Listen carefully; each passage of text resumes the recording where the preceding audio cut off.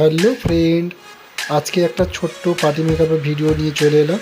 তো তোমরা জানো যে অ্যারেন্দাতে আমরা তাপসীর বৌদিকে সাজাতে গেছিলাম।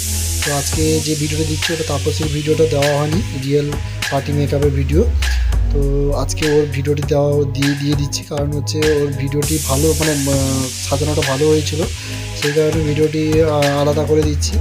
আর একসঙ্গে দিলে হয়তো অনেকে পুরো ভিডিওটা দেখে না লাস্ট পর্যন্ত, সেই জন্য ওই ভিডিওটি আলাদা করে দিয়েছি। এবং ভিডিওটি অনেক বড় হয়ে গিয়েছিলো, তার কারণেও ভিডিওটিকে শর্ট করে দিয়েছিলাম। তো তাই জন্য ভিডিওটি একসঙ্গে দেওয়া হয়নি। তো তাপসীর আজকে ওই ভিডিওটি দেওয়া হচ্ছে যেটা পার্টি মেকআপ করেছিল অনুষ্ঠানের দিন।